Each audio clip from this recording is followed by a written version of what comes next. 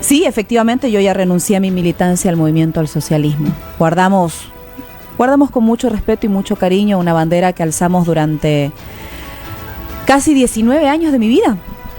O sea, yo empecé a militar en el movimiento al socialismo. Mi papá es fundador del MAS. Y yo empecé a militar en el movimiento al socialismo desde mis 16 años hasta ahora, este año que ya creo que el movimiento al socialismo ha vaciado su capital político en la gestión de Luis Arce.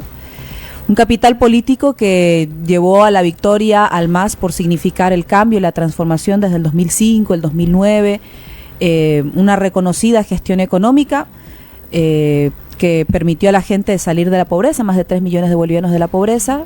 Eso catapultó las siguientes victorias electorales, tanto el 19 como el 20 mismo, y hoy lamentablemente el MAS significa diametralmente todo lo distinto, ¿no? Ahora, bueno, el MAS, ya usted no está y hay otros políticos fundadores del MAS que ya no están. ¿Cuál ha sido su camino? Ahora, ¿tiene alguna militancia en otro lugar, en otra sigla? Bueno, acaba de lanzarse la sigla Evo Pueblo. ¿Se ha inscrito ahí o está militando ya? Bueno, yo pertenezco al mismo espacio político, sí, porque independiente de que hubieran arrebatado la sigla a través de sentencias judiciales y no a través del voto de la militancia del movimiento al socialismo, nosotros discutimos en un congreso, organizamos un congreso, elegimos una directiva, pero finalmente fue una sentencia judicial la que le entregó la sigla a Luis Arce. Vaciado de legitimidad además, porque nosotros planteamos una discusión democrática interna dentro del partido, incluso esta diferencia por las candidaturas planteamos que se solucione a través de elecciones primarias, pero bueno, la iniciativa del gobierno y del Tribunal Supremo Electoral y otras fuerzas políticas fue eliminar las elecciones primarias y con ello anular cualquier posibilidad de debatir democráticamente las candidaturas también dentro del partido.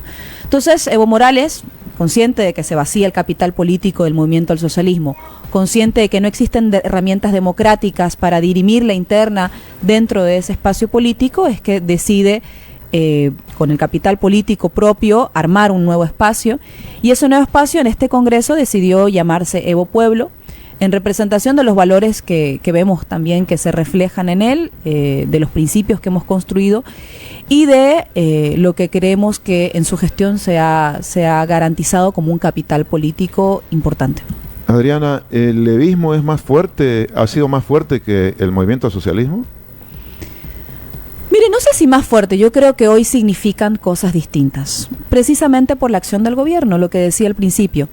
Hoy, si usted pregunta por el MAS, la gente asocia al MAS con la escasez de combustible, con la inflación desatada, con la crisis cambiaria, que ya supera el 70% del margen entre el tipo de cambio oficial y el paralelo, y esos no son los valores que representaba Evo Morales. ¿Por qué ganamos el 2020?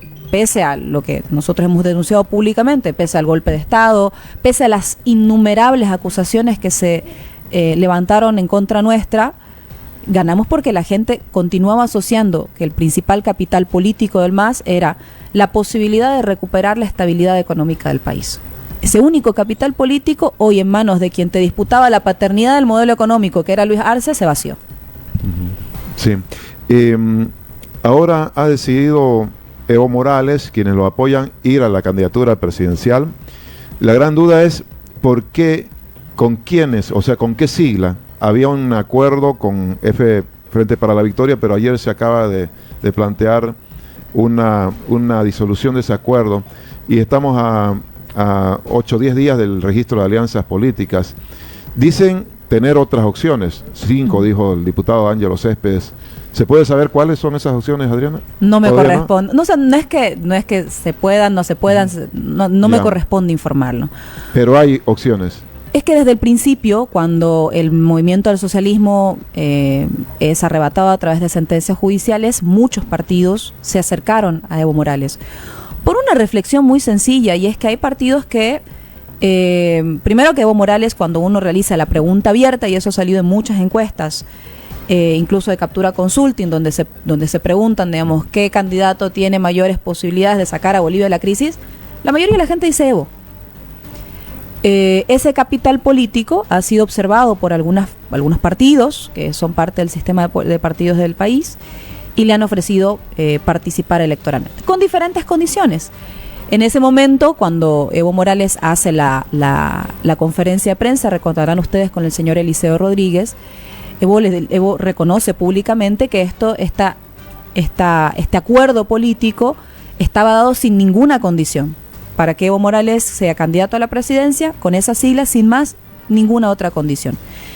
Luego empezaron a plantear que querían ser parte de las listas parlamentarias. Nos parece correcto porque además eran una fuerza política con la que íbamos a concurrir en el escenario electoral. Pero luego hubo un desborde de declaraciones en diferentes medios de comunicación que se iban más allá de un acuerdo firmado, porque esto fue un acuerdo firmado entre partes.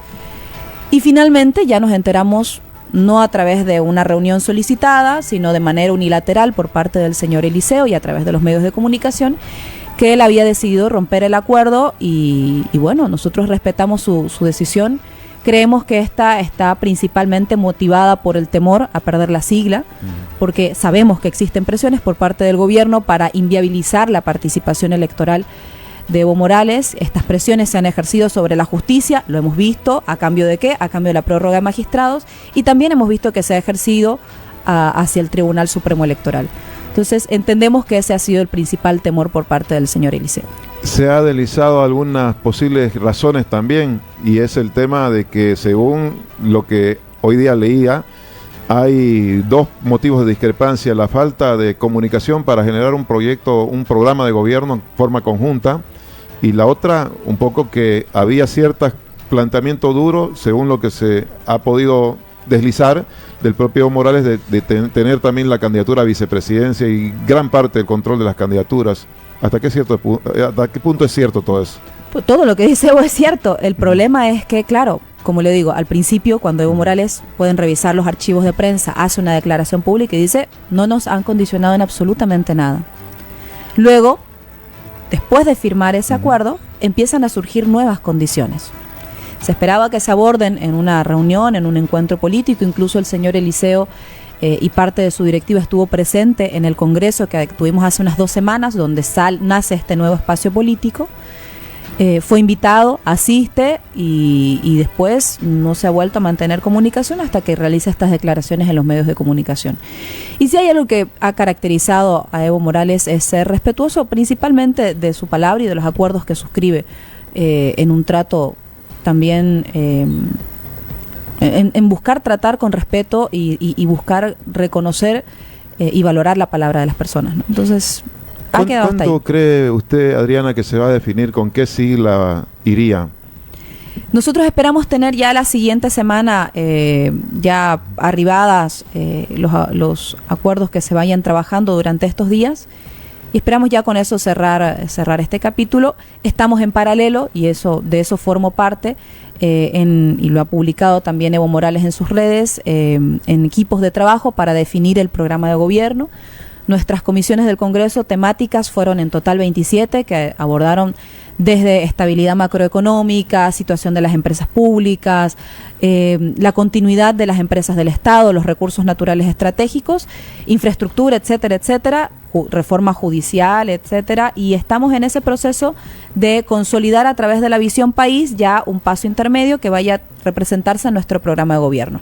Esperamos nosotros en 3 semanas ya terminar de pasar ya en físico con un proceso de amplia socialización con las bases de nuestro espacio político. Adriana, ¿ha cambiado el equipo de trabajo de Evo Morales? Me refiero a que se la ve a usted ciertamente como la que se reconocía en ese ciclo anterior de Evo Morales visiblemente. Ha permanecido usted ahí, pero no se lo ve, por ejemplo, al mismo Carlos Romero. Me llama la atención últimamente. Bueno, Juan Ramón Quintana ya sabemos que tiene algunas dificultades ahí legales para no estar seguramente visible. Hay una orden de aprehensión. Esas dificultades legales se llaman persecución judicial. Sí, una orden de aprehensión, diríamos, desde el punto de vista jurídico. Pero él tiene, por ejemplo, contactos todavía, o está cerca del proyecto político de Morales. Bueno, participó Carlos en el Congreso y participó como participaron miles de compañeros. Juan Ramón Quintana. Entiendo que mandó aportes para algunas comisiones y es eso, se participan como participa cualquier militante. ¿Ha conservado ese equipo de ese ciclo? el expresidente Morales, o hay nuevos, por lo menos uno ve nuevas caras, ¿no? O por, Leonardo Loza, por ejemplo, que parece tener más confianza en términos de trabajo de equipo, el propio Héctor Arce, y otros más, ¿no? No son los mismos. No, claro que hay, a ver, yo creo que las tareas van determinando una mayor exposición de nuestros compañeros en un tiempo determinado también, ¿no? Entonces hay nuevos compañeros, por supuesto. En el equipo de programa de gobierno, yo creo que el promedio de edad debe estar alrededor de los 30 y 35 años. O sea, son todos profesionales jóvenes, entre economistas, planificadores, sociólogos, ingenieros, y somos un equipo de compañeros y compañeras, la mayoría jóvenes, porque también el presidente busca que esta nueva generación también logre trasladar esa visión de país que tenemos a proyectos concretos. Entonces, por supuesto que hay eso. Es normal en todos los espacios políticos que suceda, que haya un tiempo de mayor exposición de otros compañeros. Se barajan nombres de posibles candidatos a vice. Por ejemplo, se mencionó Eduardo Rodríguez Belcé y él descartó. Hay otros nombres. En algún momento, Oriente Boliviano, se habló de Adriana misma. Sí, pero a ver, yo creo que eso tiene que ser una discusión de carácter nacional, viendo el aporte de cada militante en el espacio político. El presidente ha manifestado que es de su interés que sean personas que reflejen una contribución y reflejen esencialmente el proyecto político que busca salir de la crisis económica y superar esta crisis judicial también. Entonces, vamos a buscar compañeros o compañeras que también busquen representar eso, ¿no? Él representa una gestión de 14 años donde hubo crecimiento económico, donde hubo redistribución de la riqueza, donde el país creció innegablemente, le ha ido bien a la gran mayoría de los sectores, y ese capital político, estamos buscando un compañero que represente un refuerzo en términos electorales a eso. Compañera. ¿Qué perfil? ¿Compañera o compañero? Compañero o compañera, o sea, eso es... y además que el tejido social continúa más allá también en las listas, ¿no?, que vayamos a presentar de parlamentarios. Estamos hablando de un complemento en términos de perfil, me refiero a clase inclusive social, no sé si clase media. No, todos los factores tienen que ser, todos los factores tienen que confluir, seguramente también regionales, seguramente aportar desde el ámbito profesional, también por supuesto el compromiso político, ¿no? O sea, yo creo que eso debe ser el principal reflejo del binomio, el compromiso político con el país y los principios que defendemos. ¿Y cuál es la situación de Andrónico Rodríguez, Adriana? Porque se lo ha visto en una cadena de proclamaciones, no se lo ha visto en un acto importante de Evo Morales, lo atribuyó él a la salud, a un estado de salud, pero luego vinieron una serie de desconfianzas que se han expuesto. ¿Está o no está en el proyecto de Morales? Yo creo en su palabra y él dice que está. Entonces, si él está, yo creo que es una persona que respeta su propia palabra, que la cumple, y él ha declarado públicamente que el espacio político al que él pertenece, que ha sido el nuestro, y ha participado en las movilizaciones que hemos iniciado, ha participado en las protestas que hemos iniciado, ha defendido las posiciones en las que hemos estado y hemos articulado acciones políticas desde este espacio político en la Asamblea Legislativa, y creo que eso va a continuar en el tiempo, ¿no? Va a sostenerse en el tiempo. Él no confirma si es candidato o si no lo es. Dice, en realidad reconoce por ahora que es orgánico. Pero bueno, ha habido una serie de proclamaciones y encuestas que inclusive lo tratan de perfilar como el candidato de puente entre lo que ha sido ya una evidente división entre el arcismo y el evismo. Mire, yo creo que sobre eso dos cosas. No van a ser las encuestas las que definan nuestras candidaturas. No, esa es la metodología de la derecha, no la nuestra. Segundo, que tampoco van a ser los intereses ajenos, sino la discusión política interna la que defina quiénes van a ser nuestros candidatos, y ya definimos que nuestro candidato a presidente es Evo Morales. Y segundo, que yo creo que de todas maneras, independiente de eso, hay una campaña por delante que requiere que este espacio político consolide la victoria, porque creemos que somos los portadores de la mejor oferta para el país. ¿Usted cree que Andrónico Rodríguez tiene un margen de libertad de acción para definir políticamente qué va a hacer? Porque han empezado algunas sugerencias del propio gobierno de ofrecerle garantías, porque creen que está amedrentado en Chapare. Lo ha dicho el gobierno, ¿no? A ver, yo creo que es muy difícil creer que Andrónico sea parte o conforme un espacio político, primero con quien, en términos estructurales, primero con quien ha promovido el desastre económico que en este momento tenemos, con crisis económica, energética, cambiaria, alimentaria, etcétera, etcétera, etcétera. Andrónico no ha tomado parte de las decisiones que ha tenido el gobierno. Andrónico no ha participado poniendo autoridades, disponiendo políticas públicas ni nada. Hacerse cargo de esa pesada mochila que es una gestión deficiente, una gestión cuestionada y deslegitimada, me parece que no puede suceder. Seguramente habrá gente en el gobierno que puede buscar en él una vía de escape, porque es muy difícil que Luis Arce tenga una opción electoral en este momento para repetir el mando.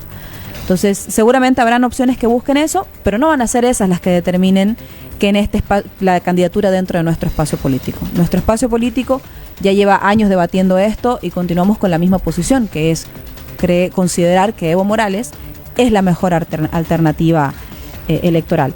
Sobre si él tiene margen, mayor o menor margen de autonomía, como cualquier militante, como cualquier compañero dentro de nuestro espacio y de nuestra fuerza política. Yo lo conocí hace años, creo que este espacio que hemos construido, muchos compañeros y compañeras que venimos desde nuestra juventud militando en el instrumento político, en el MAS, hemos consolidado también una trayectoria y una pertenencia a este movimiento. Y él, aquí como cualquier militante, es libre de tomar las decisiones que requiera, pero colectivamente hemos tomado una decisión que es por Evo Morales. Ahora, Adriana, Andrónico Rodríguez es parte de un plan B en caso de que Evo Morales finalmente o resulte inhabilitado o en todo caso se ejecute una orden de aprehensión que está vigente para él. ¿Qué escenario? Es que está ese escenario, ¿no? Si usted debe estar al tanto que tiene una orden de aprehensión que no se ha ejecutado, digamos, ¿no? Y también está pendiente si el Tribunal Supremo Electoral lo habilita. Y además que a mí me parece bastante extraño que el gobierno que le planta 20 tiros al vehículo en el que se traslada Evo Morales sea el que ofrezca garantías para otro actor político. Me parece que muy difícilmente ellos pueden ofrecer garantías para algo. Pero creo que, nosotros no nos manejamos en base a plan A, plan B. Nosotros tenemos una candidatura y esa es nuestra opción electoral. ¿Por qué? Porque nosotros vimos como el 2005, cuando algunos decían que era imposible nacionalizar, cuando algunos decían que se iban a retirar las empresas exploradoras, cuando unos decían que eso iba a traer una crisis económica, vino Evo con una decisión política que fue la nacionalización y que fue la que logró que la renta petrolera pase de 25.000 millones que podía haber llegado con la proyección de precios a 39.000 millones. Esa decisión política permitió que más de 3 millones de bolivianos salgan de la pobreza, que el Producto Interno Bruto pase de 9.000 millones de dólares a 40.000, que se construya más de 5.000 kilómetros de carreteras en este país. Y creemos que esa persona que logró tomar una buena decisión política, que logró conducir exitosamente el país, con aciertos y con errores también, hemos tenido nuestros desaciertos, pero creemos que esa es nuestra mejor opción electoral. Y sobre eso no tenemos plan B, no tenemos una alternativa que represente el mismo capital político de Evo. Uh-huh. Ahora, está dentro de la hoja de ruta, se ha anunciado que Evo Morales va a ir a inscribirse en compañía de sus seguidores a la ciudad de La Paz. Y ahí ha dicho, por ejemplo, hoy el fiscal del distrito, o pues más bien el fiscal general, que sigue vigente una orden de aprehensión y que podría ser ejecutada durante ese transcurso, porque actualmente no lo pueden hacer debido a la protección que tiene de sus seguidores en Chapare. Saliendo de Chapare, ¿podría correr ese riesgo y al ir a inscribirse? Yo creo que el gobierno cada vez está más deslegitimado. Este proceso judicial, y creo que es importante, es la primera vez que yo voy a hablar de algunos contenidos de eso, porque la verdad que ha sido un proceso que se ha llevado a la reserva, pero creo que llama la atención que cuando el gobierno dice que hay un caso para investigar y señala que existe una víctima, luego se ensañe judicialmente contra esa víctima. ¿Por qué digo esto? Porque se pregaron en la ciudad de Yacuiba carteles de "se busca a", se le intentó aprender a la persona que en teoría el Ministerio de Gobierno señala como víctima. El proceso lo lleva el Ministerio de Gobierno por una investigación de el área cibernética del Ministerio de Gobierno. Y sobre todo, la persona que el Ministerio de Gobierno señala como víctima ha presentado un memorial ante la justicia diciendo no existió ni trata ni tráfico de personas, no existió ningún delito asociado a estupro ni nada. Y sin embargo, pese a que la persona está presentando un memorial diciendo no hay ninguno de los delitos, no existen ninguno de los delitos que se están señalando y solicitamos se disuelva este proceso penal, continúa el Ministerio de Gobierno accionando al respecto.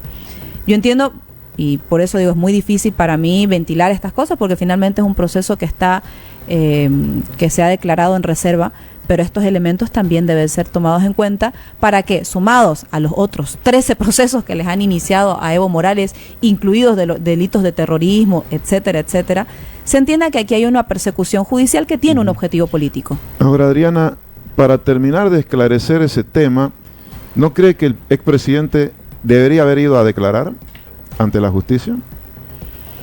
Bueno, si se brindaran las garantías, por supuesto. El tema es que aquí estamos hablando de una persecución judicial, o a alguien le podría parecer normal que a una persona luego de una protesta le inicien 13 procesos penales y que vea que además más de 100 compañeros son detenidos luego de las protestas sociales. O lo que vimos, por ejemplo, hace 2 semanas, el asesinato de uno de nuestros compañeros en manos de la policía, declarado por el propio ministro de Gobierno. Porque aquí lo que sucedió, y eso aprovecho para hacer esto público, porque creo que en Santa Cruz no se ha hablado mucho del tema, no se conoce mucho del tema. A un joven de 28 años, la policía lo detiene, le dispara por la espalda, desaparece en su cuerpo, porque estuvo entre el miércoles y el domingo, nadie sabía de su paradero, lo enterraron en una fosa común, y cuando nos enteramos del hecho y sale a denunciarlo el expresidente Morales, sale primero el viceministro a decir que ese joven era parte de una red de secuestros y acusarlo de que supuestamente habría tenido un enfrentamiento armado con la policía. A los días sale el ministro a decir, bueno, el joven no tenía ningún antecedente similar, de hecho tenía una vida dirigencial pública, todos lo conocíamos, era parte de fue ejecutivo de las Juventudes del Trópico de Cochabamba. Segundo, no tenía armas, no hubo un enfrentamiento, porque además están los videos donde la policía le dispara y luego sale, o sea que si hubiera existido un enfrentamiento, el accionar de la policía hubiera sido otro, no hubiera sido salir corriendo en el vehículo. Y tercero, no tenía antecedentes, no tenía armas y tampoco hubo enfrentamiento. No sabemos por qué dispusieron en menos de 24 horas enterrarlo en una fosa común. Y recién el día lunes la familia le pudo finalmente dar sepultura. Ese nivel de violaciones de derechos humanos, de acoso, de persecución judicial, constituyen un contexto en el que, por supuesto, todos nos damos cuenta. Hoy, el intento de aprehensión del diputado Héctor Arce, acusado por el viceministro de difamación y calumnias. O sea, ese es el contexto democrático que estamos enfrentando todos. Ahora, Adriana, si cambiara ese escenario en algún momento, si hubiesen garantías para que una persona vaya a declarar, es la primera vez que usted se pronuncia sobre ese tema, ¿no cree que debería ir el expresidente a zanjarla? Insisto, a mí no me corresponde hablar sobre eso. Lo que yo veo, por todos los elementos que sumo, es que aquí no hay un proceso judicial apegado al debido proceso y con las garantías judiciales correspondientes. Si hay una persecución judicial, porque hay este proceso y 13 más al que lo están convocando, y 13 más al que están a punto de declararle aprehensión, donde quieren declararlo rebelde, donde cada rato le amenazan con aprenderlo por cualquier cosa, creo que más allá de este proceso en sí, hay que mirar la integralidad y entender que es parte también de un proceso de persecución judicial. Yendo un poco ya a ir cerrando el análisis político de lo que pasa con personajes que han sido y son parte del MAS, el presidente Arce, una posible candidatura presidencial de él en los próximos días se puede definir. ¿Qué piensa al respecto? Que es difícil, ¿no? Difícil.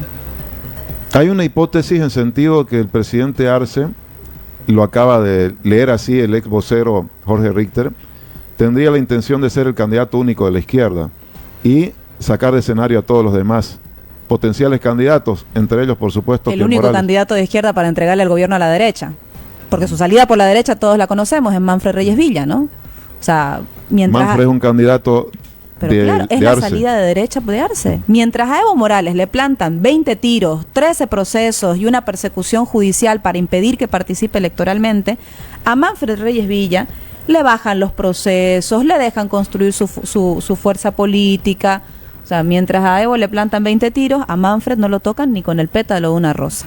Es más, asiste a los diálogos del gobierno y las declaraciones que realiza Manfred Reyes Villa cuando invitó a este diálogo por la democracia y la estabilidad o la gobernabilidad, prácticamente se convierten en casi órdenes para ejecución de los ministros. Entonces, yo creo que ahí hay yo no sé si Luis Arce, abstraído de la realidad política, cree que puede participar electoralmente como única opción de izquierda, pero en realidad para entregarle el gobierno a la derecha. El candidato de Manfred Reyes Villa, de Luis Arce, sin duda, ahora Manfred Reyes Villa. Capaz que mañana cambian, pero yo creo que es un gobierno consciente que se le han agotado las expectativas electorales. Ahora, un recambio que pudiera estar pensando el presidente Arce, ya empezaron a mencionar como una posibilidad a Eduardo del Castillo. ¿Cómo ve usted que conoció a estos actores muy de cerca? Pero es parte del gobierno, ¿no? O sea, alguien en este país quiere 5 años más de esta crisis energética, de esta crisis cambiaria, con cualquier miembro del gabinete, con cualquier miembro del gobierno. Han sido parte de un equipo y son corresponsables de la actual situación. O sea, cuando no le ve chances electorales a ninguno.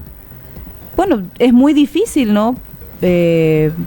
Yo no creo que exista alguien en sus 5 sentidos que desee continuar estos 5 años más con la crisis energética y económica, ¿no? Y alimentaria, no le encontraría sentido. Todavía se sigue diciendo que en algún momento, cuando vean peligrar sus posibilidades, inclusive dicen que su libertad, en algún momento se podrían volver a unir Arce o Morales, y ahora, bueno, la figura de, entre comillas, no existirá esa ala andronicista o lo que se llame. A ver, el que por voluntad para destruir el proyecto político ha intentado poner en duda la libertad y la participación política de Evo Morales, contrariamente, no ha sido la oposición, ha sido el gobierno, ha sido Luis Arce. Por algo que dialogábamos desde el principio, yo creo que en el debate político, tanto al interior del movimiento del socialismo como hacia afuera, la oposición ha sido incapaz de realmente plantar bandera al gobierno. ¿Quién movilizó cuando los magistrados se autoprorrogaron y la única facción política que defendió esa prórroga fue el gobierno? No fue Carlos Mesa, no fue Luis Fernando Camacho, no fue Samuel Doria Medina, no fue Tuto Quiroga. El que salió a movilizar y el campo político, el espacio político que salió a movilizar fue el nuestro, precisamente, los que acompañamos a Evo Morales, porque sabíamos lo que se venía. Yo quiero decir algo, probablemente hay mucha gente que en el tiempo no ha seguido el acontecer. Evo Morales dijo, se van a prorrogar, se prorrogaron. Evo Morales dijo, van a intentar con sentencias arrebatar la sigla del partido, lo hicieron. Evo Morales advirtió el 2022, cuando todo el mundo dijo, no, que es un exagerado, que se siente perseguido, que no sé. 2022 dijo, van a intentar atentar contra la vida. 2024 le ponen en octubre 20 tiros en su vehículo. Todo lo que ha venido advirtiendo sistemáticamente se ha ido cumpliendo. Ahora, Adriana, ¿hay riesgo para las elecciones? Hay quienes dicen magistrados prorrogados son un riesgo para que se realicen. Bueno, hay múltiples riesgos para las elecciones. A mí me gustaría ver un Tribunal Supremo Electoral con un rol un poco más activo en las elecciones.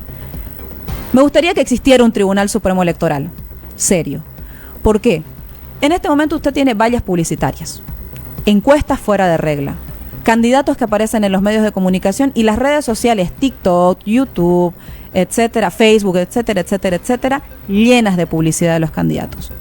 Y el Tribunal Supremo Electoral, bien, gracias, como si no existiera normativa electoral que prohíbe realizar todo este tipo de campaña electoral anticipada. Porque eso está prohibido de acuerdo al órgano electoral. Cuando ya se publicaron las encuestas, recién sale el órgano electoral a decir, oigan, no pueden hacer encuestas.